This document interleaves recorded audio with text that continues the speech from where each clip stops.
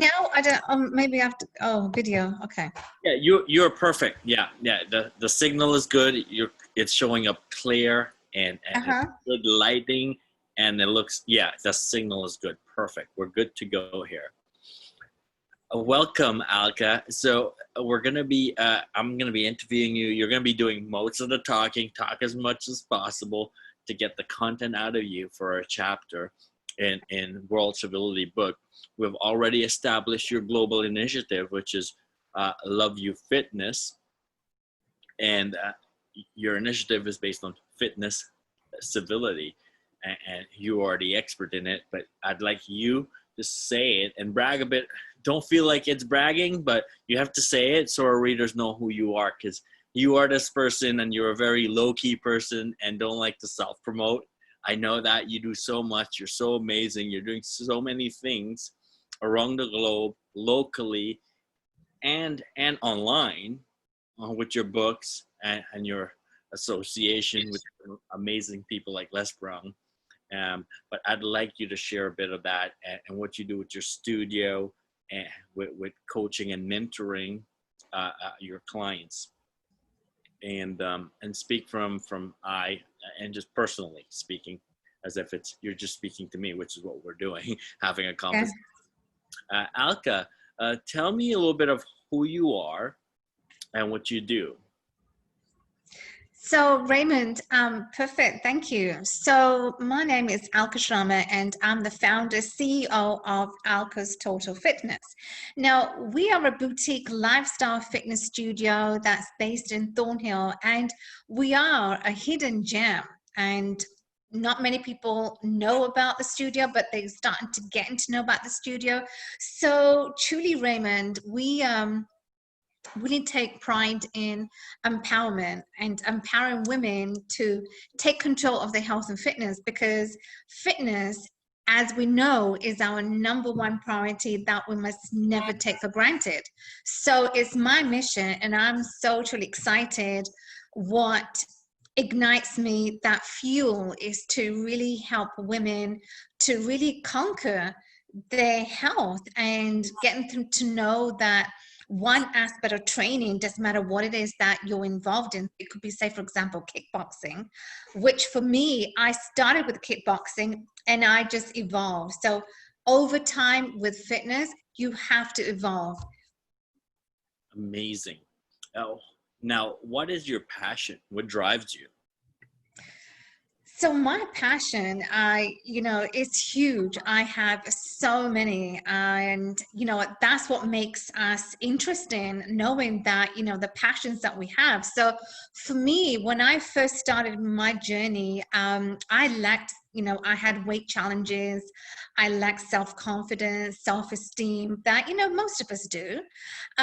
So for me, I was just desperate to get out of the physical body that I was in, and I really wanted to learn how I can just have fun along the way. And as I began on that fitness journey, one aspect of training led to another aspect of training that I never knew was possible. And that was to open me to the world of Latin Ballroom dancing. So that was my passion. That passion became a life that I truly enjoyed. And I always tell everybody, I tell my clients that, if you have one passion, you have to, or find a passion if you don't have one. Right. Because passion truly makes you whole. It makes you a person that's, you're likable, you get to do so many things. And over time in that passion, you discover yourself. That's amazing. Which I did. And in my book, from Cocoon to CEO, I have pictures of butterflies.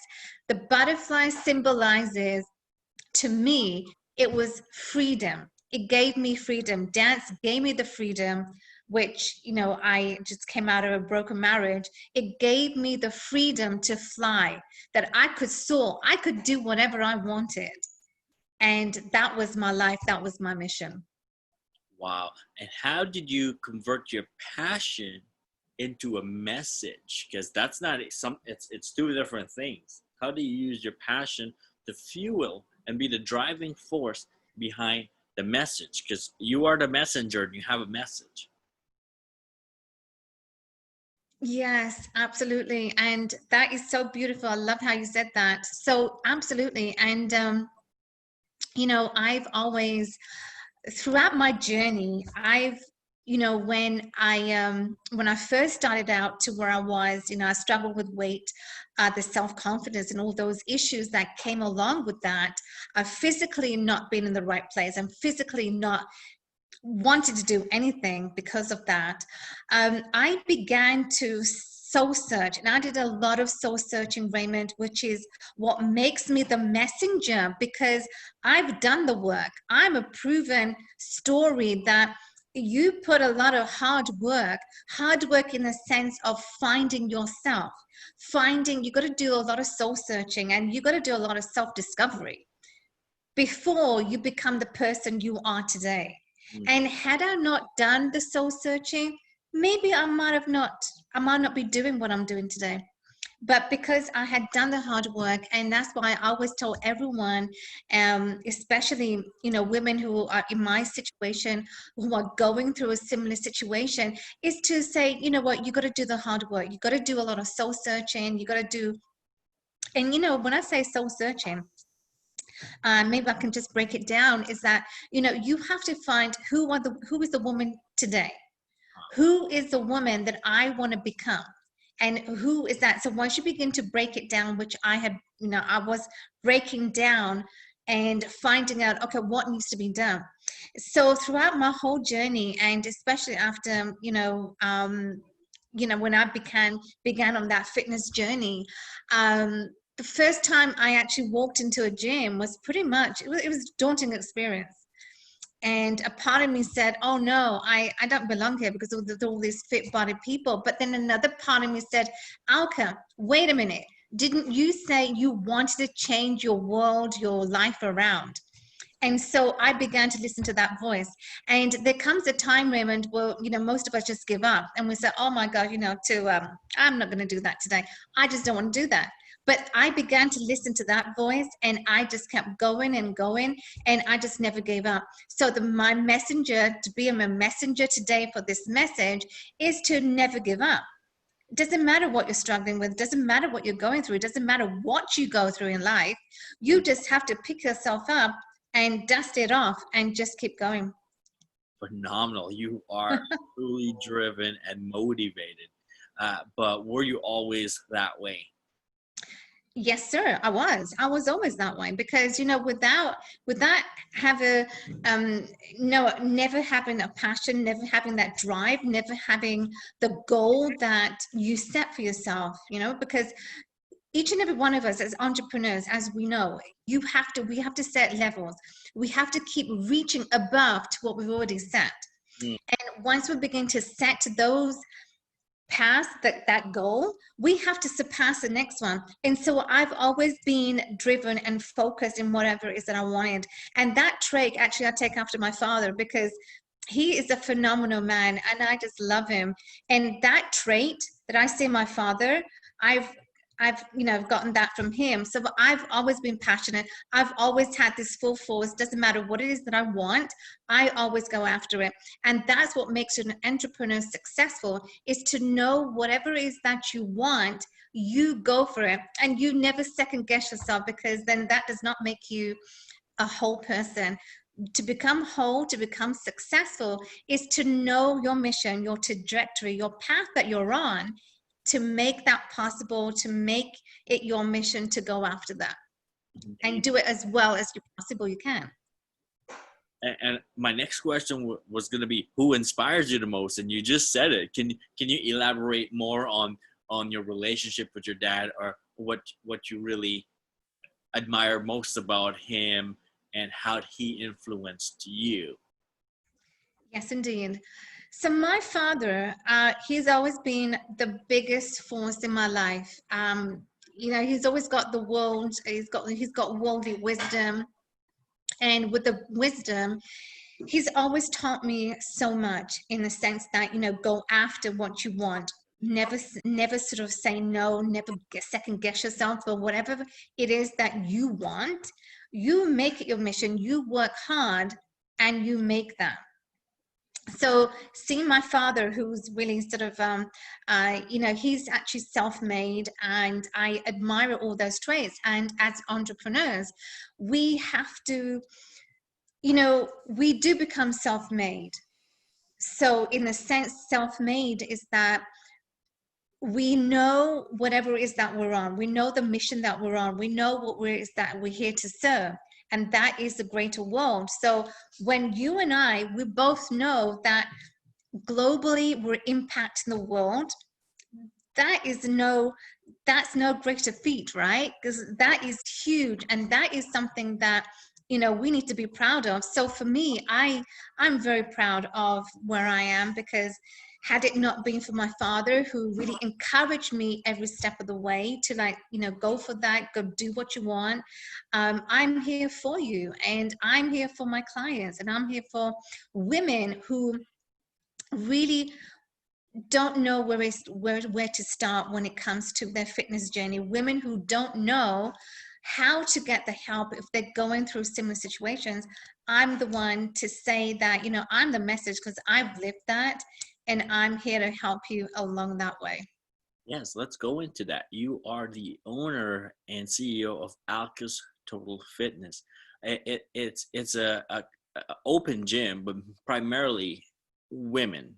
And tell me some of the different services you offer there, because you are the owner of that business.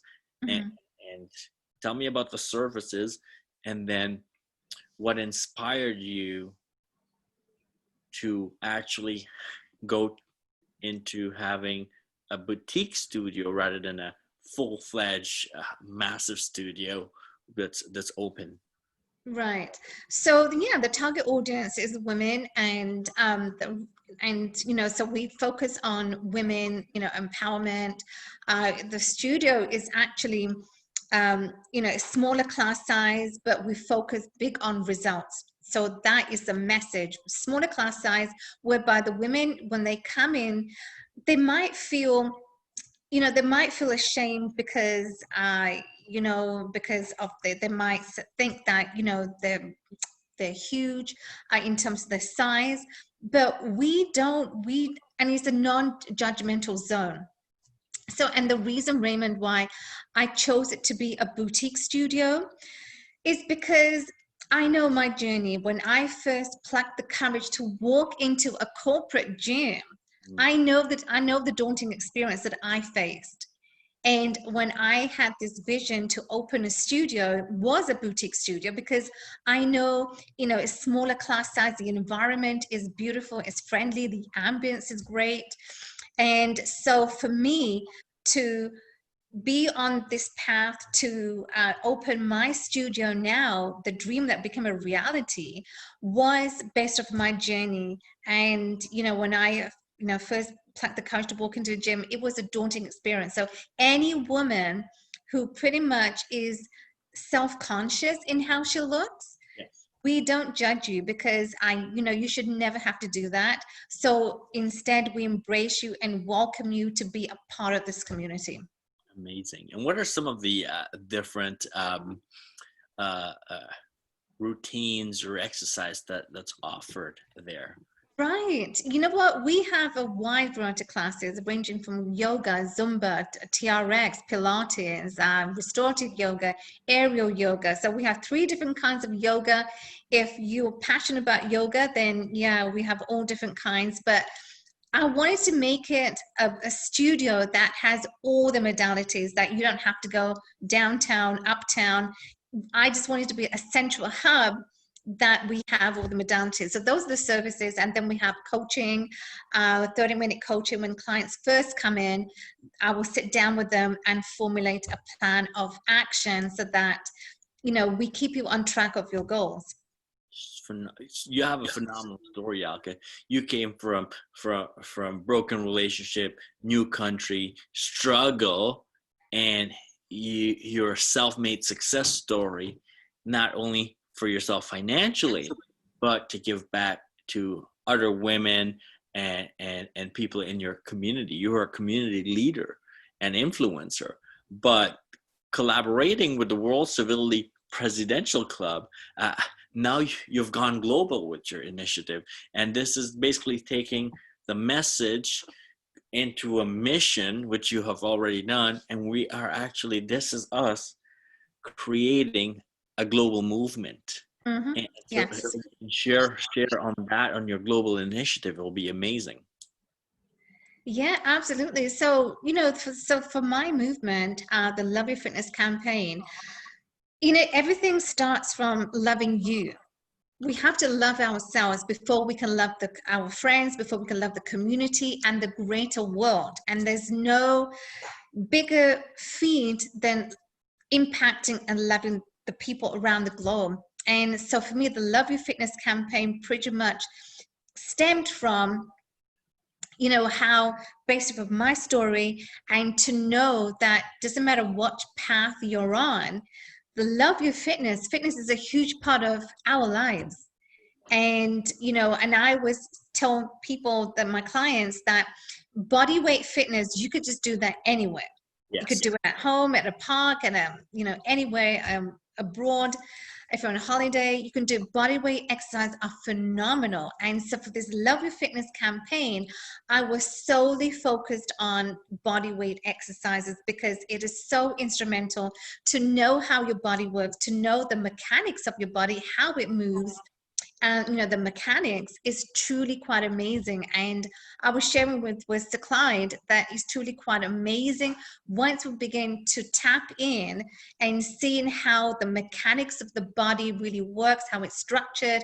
It is quite phenomenal.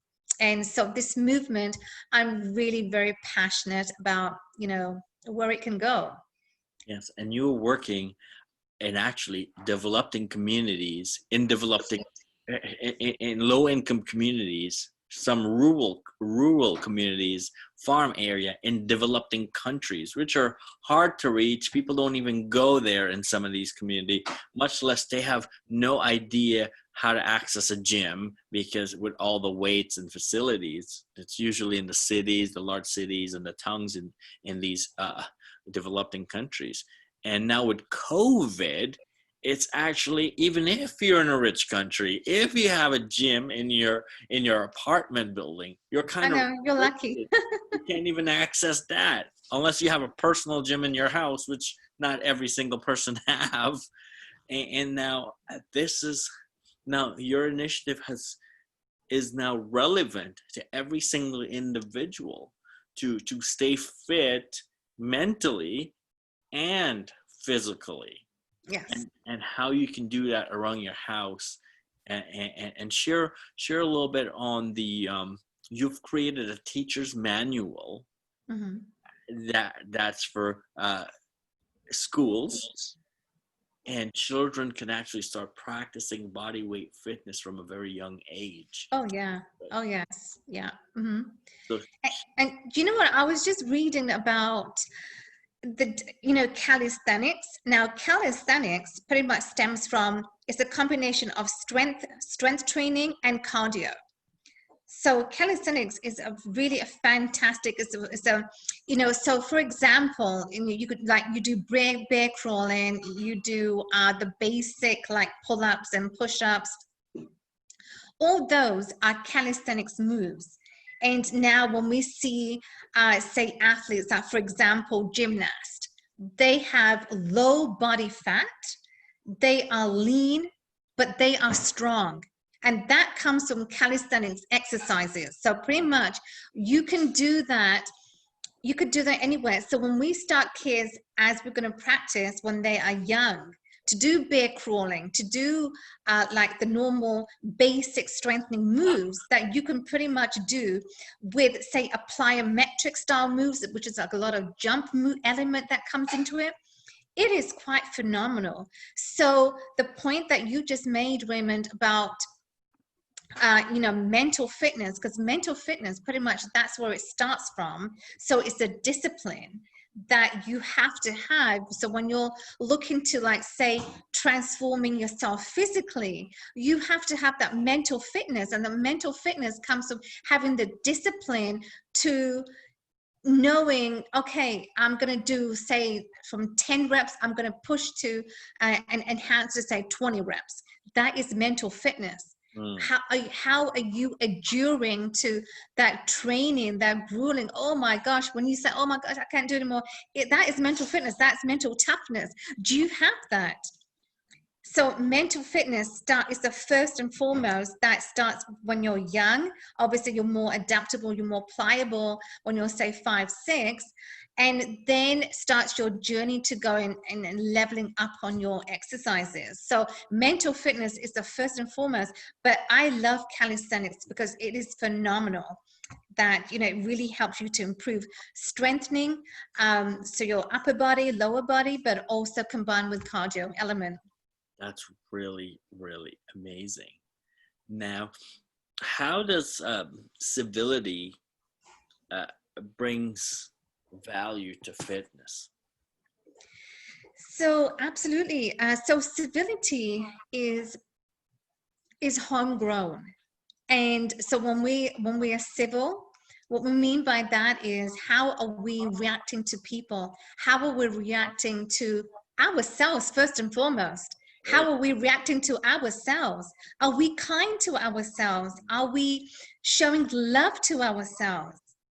If you're not doing that, you can't show love to your fellow neighbors. You can't show love to your family members. You can't show love then to the greater world. So civility starts within us, is inborn in us.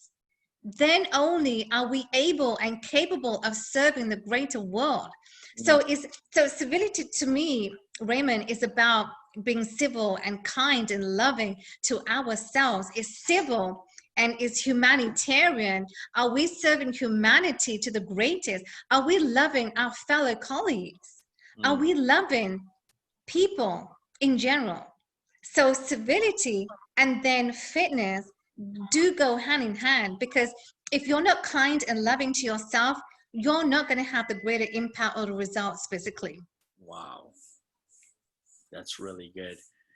Now, what are some 2 or 3 steps you'd like to share with people to move from a couch potato, to be frank, into living a life of joy and happiness, and one that's healthy and healthy all around? Yeah, definitely. So you know what? So if you had been a couch potato, or you're, you know, I don't like to use that word.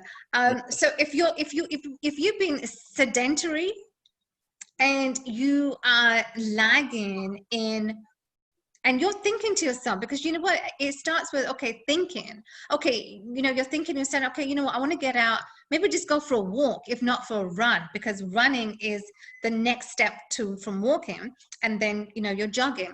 So say you're saying to yourself, I want to go for a walk. Don't think it, do it. It's not in the thinking, it's actually in the action that you're going to feel better, look better, but you're going to feel better. And that is then empowering yourself. So if you've been sedentary, I will suggest and I recommend that, even if you know you have an office job, that's fine, but make it a point that an hour each day, whether when you start your work first thing in the morning, that's fine, but an hour or 2 into your work, and say you start work at 9, an hour or 2 into working at your desk job, go and stretch, whether it's on a medicine ball, you know, just go for a walk, just clear your air, clear your brain, get your fresh air, because fresh air, when we get that, we are more productive to when we come back to work.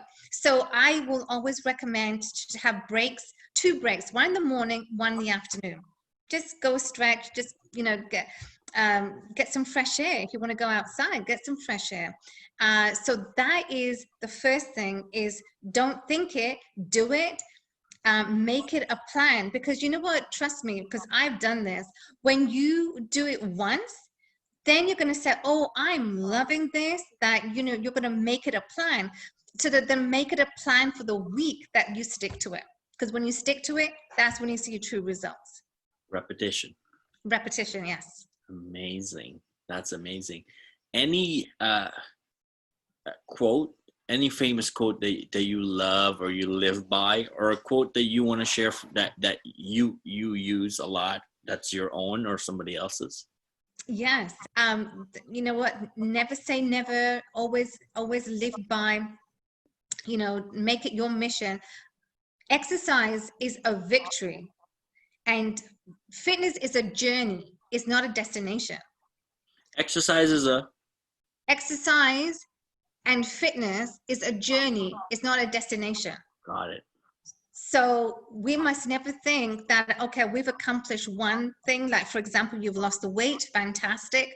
But then, we have other goals, we have to evolve. So say, for example, you want to do a marathon. Well, then that requires another aspect of training. So we're always evolving. And even in fitness, like anything else, you have to evolve from one training to another. And so for my favorite quote is, fitness is a journey, is not a destination. Super. Is that yours or you made that up? I got it from a book. Okay, great. Okay. But but essentially that's what it is you should never come to a full stop. You should never come to a destination and say, okay, I'm done with fitness because I've reached to where it is that I wanted to go. So whether that was to lose the weight, that was to really look fantastic physically, you've got lean, you're toned, but then there's always more. Wow, that's amazing. Any last words before we close up? Yeah, absolutely. Is that, fitness is a journey. Just keep on having fun in your journey of fitness, because you will discover more about yourself in terms of the exercises that you truly love and that you'll. So for me, as I mentioned, I was doing kickboxing, and then through kickboxing led me to discover other forms of workouts. Then for me, that was Latin Ballroom dancing. So keep up with your passions and never let go of your fitness, because it's a journey, not a destination. Wow, amazing.